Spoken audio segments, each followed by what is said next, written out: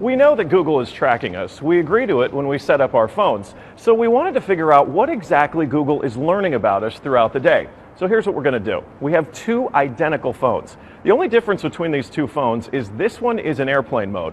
Both of the phones lack a SIM card, and they haven't been set up to access any Wi-Fi networks. So for all intents and purposes, these phones have no connection to a data network.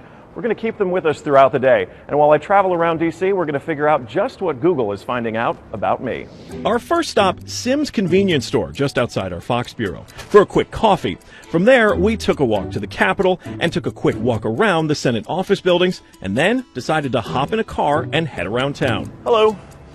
We're going to the Children's Hospital, please. To run our tests, we had to do more than walk the block, so we took a tour around our nation's capital. First, due north to the Children's National Medical Center Hospital, then west to St. Albans School and the National Cathedral. Our tour around town was a 14-mile journey that lasted more than an hour. The entire time, the phones had no access to the internet. Oh my goodness. Not a Wi-Fi connection and not any cellular data service. It almost seemed quaint to assume that Google wouldn't even be able to collect data on me. Let's head back to the bureau, my friend.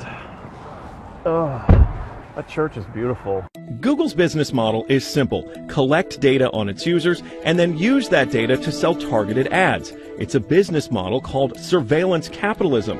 But does that critical data collection work even when your phones aren't connected?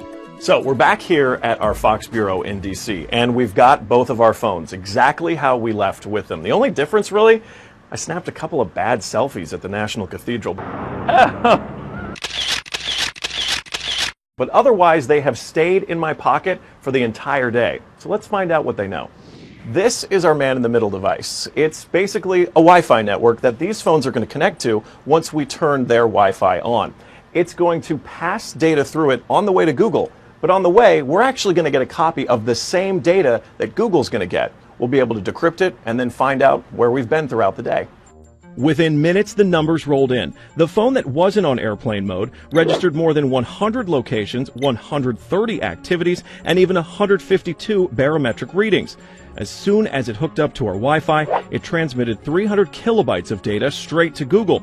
The phone even logged our exact locations, tracking us all around town, the Capitol, the hospital, the school, and the cathedral. Now you may notice what's missing here is the exact route that we took, but it got that data too. It knows when I got out of the car. The metadata has a time log down to the very second, tracking everything when they think that you're walking, riding, and yes, even getting out of the car. Okay, so you're thinking, this isn't a big deal. I'll just put my phone in airplane mode. Yeah, we thought of that too. This is the other phone that we had with us that no SIM card also remained in airplane mode the entire time. Let's see what kind of data it captured. The phone with airplane mode activated actually logged more locations and activities than the other phone, and it also transferred hundreds of kilobytes of data to Google as soon as it was activated. The only thing that's missing from this map is our stop at the Children's Hospital, but it still knows we were there. There it is. Exiting vehicle, 100% accuracy. Through complicated user agreements and free software, Google gets users to sign away their privacy for nothing. They're even following you in the places that most people would expect total privacy: government buildings, a children's hospital, a private school, a church. Every move you make, every step you take, Google is watching you.